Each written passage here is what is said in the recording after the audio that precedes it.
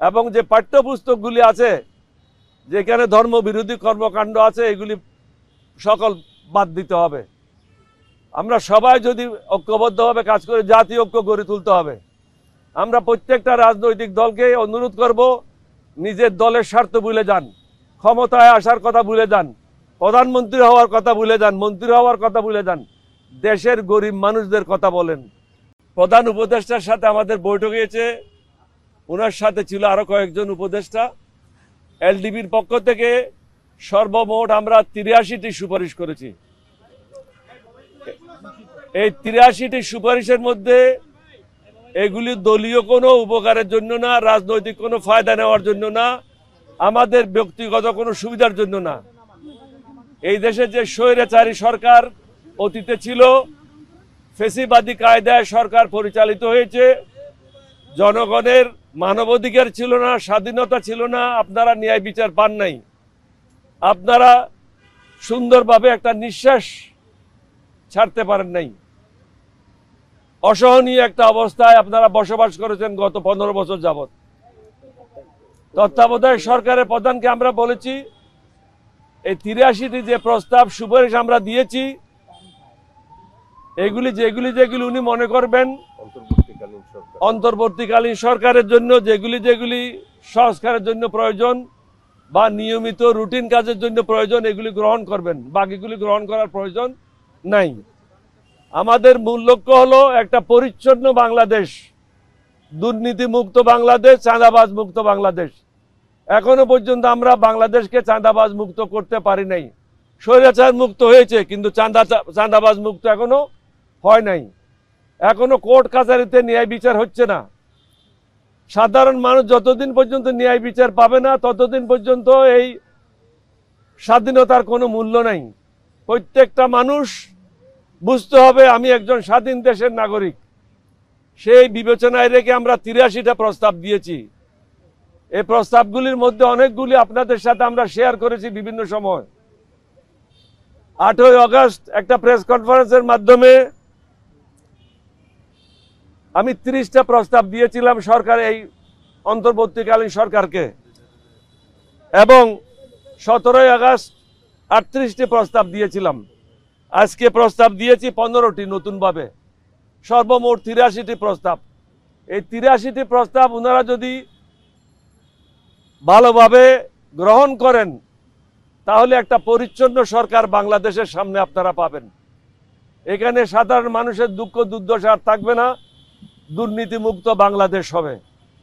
আমরা একটা জিনিস ওনাদেরকে বোঝানোর চেষ্টা করেছি যে কোনো অবস্থাতেই যে ইসলাম ধর্ম মানে না, যে মুসলমান কোরআন মানে না, যে মুসলমান আল্লাহকে মানে না, রসুলকে মানে না, তাকে ছাড় দেওয়ার কোনো কারণ নেই। সে দুর্নীতিবাজ, সে দেশদ্রোহী, সে জনগণের শত্রু, তার বিরুদ্ধে কঠোর ব্যবস্থা গ্রহণ করতে হবে। আওয়ামী লীগের ব্যাপারে আমরা বলেছি সশস্ত্র বাহিনী শহীদ রাষ্ট্রপতি জিয়াউর রহমানের নেতৃত্বে আমি সর্বপ্রথম বিদ্রোহ করি। শেখ মুজিব বিদ্রোহ করে নাই, শেখ মুজিব স্বাধীনতা ঘোষণা করে নাই, শেখ মুজিব পাকিস্তানিদের হাতে আত্মসমর্পণ করেছিল। এটা আমার পিএইচডি বইতে রেকর্ডেড আছে, পাকিস্তানের মেজর সালেহ সিদ্দিকীর বইতে রেকর্ডেড আছে।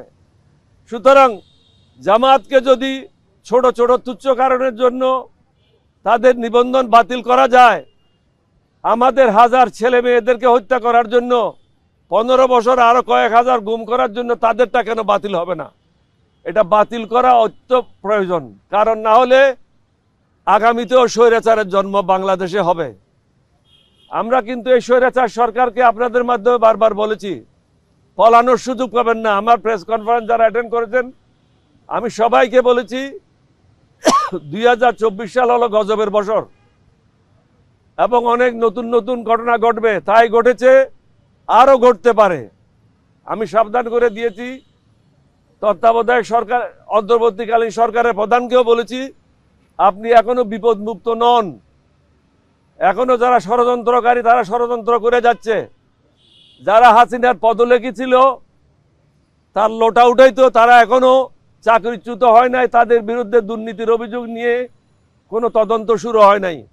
একজন লোককে শুধু এক জায়গা থেকে অন্য জায়গায় পদ বদলি করলে সমস্যার সমাধান হবে না। যারা প্রকৃতপক্ষে দোষী, দেশের শত্রু, জনগণের শত্রু, তাদেরকে জেলে নিক্ষেপ করতে হবে, তাদের বিরুদ্ধে কঠোর ব্যবস্থা নিতে হবে। তাহলেই এই দেশের মানুষ শান্তিতে ঘুমাতে পারবে। এখন শান্তিতে ঘুমাতে পারছে না। কালকেও কোনো ব্যবসায়ের গাড়িগুলি রাজনৈতিক নেতারা এক জায়গা থেকে এক জায়গায় নেওয়ার জন্য সাহায্য করেছে। শুধু আমি পত্রিকাতে বললাম, প্রেস রিলিজ দিলাম, এটা যথেষ্ট নয়। তাদেরকে ধরে দিতে হবে, পুলিশের কাছে হস্তান্তর করতে হবে। নাগরিক হিসাবে আমাদেরও কিছু দায়িত্ব রয়েছে। আমরা শুধু রাজনীতি করব, সুন্দর সুন্দর বক্তব্য রাখবো, মন্ত্রী হব, এমপি হব, এটা না। মনুষ্যত্ব আমরা হারিয়ে ফেলেছি, মনুষ্যত্ব ফিরে নিয়ে আসতে হবে। মনুষ্যত্ব যতদিন পর্যন্ত ফিরে না আসে, বাংলাদেশে কখনো শান্তি হবে না। আমাদের লক্ষ্য একটাই, একটা সুন্দর বাংলাদেশ গঠন করা। আমরা মুক্তিযোদ্ধা, আমরা ওই ধরনের শুধু ভারতে গিয়ে রিফিউজি ক্যাম্পে থেকে মুক্তিযোদ্ধা না, আমরা যুদ্ধ করে মুক্তিযোদ্ধা হয়েছি। সুতরাং এই দেশের জন্য আমাদের থেকে বেশি প্রেম কারো থাকতে পারে না, এই দেশের মানুষের জন্য আমাদের থেকে বেশি প্রেম কারো থাকতে পারে না। অবশ্যই কঠোর হস্তে দমন করতে হবে এবং আমরা বলেছি আমাদের পক্ষ থেকে পূর্ণ সাহায্য সহযোগিতা থাকবে। তবে এটাও বলেছি পর্যায়ক্রমে ইউনিয়ন কাউন্সিলের নির্বাচন, পৌরসভার নির্বাচন, সিটি কর্পোরেশন নির্বাচন, জাতীয় সংসদের নির্বাচন, উপজেলা নির্বাচন, এগুলির একটা সম্ভাব্য ডেট ঘোষণা করো। সম্ভাব্য ডেট ঘোষণা করলে প্রত্যেকটা রাজনৈতিক দল তার নিজ নিজ দল নিয়ে, সংগঠন নিয়ে নির্বাচনের জন্য প্রস্তুত গ্রহণ করতে পারবে। হঠাৎ করে আপনি যদি এখান থেকে অ্যানাউন্স করেন তাহলে অসুবিধা হবে। রাজনৈতিক দলদেরকে ব্যস্ত রাখার জন্য একমাত্র অস্ত্র হলো নির্বাচনের একটা ফোরকাস্ট দিয়ে দেওয়া। এটা 6 মাস পরেও হইতে পারে, 9 মাস পরেও হইতে পারে, কিন্তু নির্বাচন তো হইতে হবে যত তাড়াতাড়ি সম্ভব। অন্তর্বর্তীকালীন সরকারের জন্য ভালো, রাজনৈতিক দলের জন্য ভালো, দেশের জন্য ভালো। তবে সংস্কার করার পূর্বে কোনো নির্বাচন হওয়া কোনো অবস্থাতে বাঞ্ছনীয় না। সংস্কার সম্পূর্ণ করতে হবে, দেশের মানুষের মধ্যে মনুষ্যত্ব ফিরিয়ে নিয়ে আসতে হবে এবং আমাদের ছেলে মেয়েদের ভবিষ্যৎ গড়ার জন্য শিক্ষা প্রতিষ্ঠানগুলিকে সঠিকভাবে পরিচালনার জন্য সুযোগ করতে হবে এবং যে পাঠ্যপুস্তকগুলি আছে, যেখানে ধর্মবিরোধী কর্মকাণ্ড আছে, এগুলি সকল বাদ দিতে হবে। আমরা সবাই যদি ঐক্যবদ্ধভাবে কাজ করে জাতীয় ঐক্য গড়ে তুলতে হবে। আমরা প্রত্যেকটা রাজনৈতিক দলকে অনুরোধ করব, নিজের দলের স্বার্থ ভুলে যান, ক্ষমতায় আসার কথা ভুলে যান, প্রধানমন্ত্রী হওয়ার কথা ভুলে যান, মন্ত্রী হওয়ার কথা ভুলে যান। দেশের গরিব মানুষদের কথা বলেন, দেশের গরিব মানুষেরা কিভাবে বাঁচবে সেই কথাগুলি চিন্তা করে পরিকল্পনা করেন। আপনাদের সবাইকে ধন্যবাদ। বাংলাদেশ জিন্দাবাদ, এলডিপি জিন্দাবাদ। আসসালামু আলাইকুম ওয়া রাহমাতুল্লাহি ওয়া বারাকাতুহু। আপনাদের প্রস্তাবনার পর প্রধান উপদেষ্টা কি বলেছেন নির্বাচনের ব্যাপারে? আপনারা তো বলেছেন যে একটি দেশকে সংস্কার করে তারপর নির্বাচনের। প্রধান উপদেষ্টা এটাই বলেছেন যে রাজনীতিবিদদের মধ্যে একটা ঐক্য গড়ে তুলতে হবে প্রত্যেকটা বিষয়ে। আমি উত্তর দিয়ে গেলাম, আপনি দক্ষিণ দিয়ে গেলেন, তাহলে তো দেশের সমস্যার সমাধান হবে না। সবাইকে একটা ঐক্যমত আসতে হবে। আপনারা কি সংখ্যানুপাতিক পদ্ধতি চান কিনা? প্রপোর্শনাল রিপ্রেজেন্টেশন নির্বাচন না দেওয়াই ভালো হবে, মনুষ্যত্ব ফিরিয়ে আনতে হবে। এই সংস্কার সময়টা আপনারা কতটুকু সময় দিতে চাচ্ছেন? অনির্দিষ্টকালের জন্য তো হতে পারবে না, তাহলে সরকার চালাতে পারবে না। ওনারা যদি বেশি সময় নেয়, তাদের পক্ষে সরকার পরিচালনা করা সম্ভব হবে না। সবকিছুর ব্যাপারে একটা রূপরেখা প্রদানের একটা রূপরেখা প্রদান করার জন্য আমরা বলেছি এবং আমরা বলেছি যে একটা নির্দিষ্ট সময় আপনারা যদি অ্যানাউন্স করে দেন কি 9 মাস পরে নির্বাচন হবে, তাহলে রাজনৈতিক দলগুলি তাদের কর্মকাণ্ড নিয়ে ব্যস্ত হয়ে যাবে, আপনাকে বিরক্ত করবে না।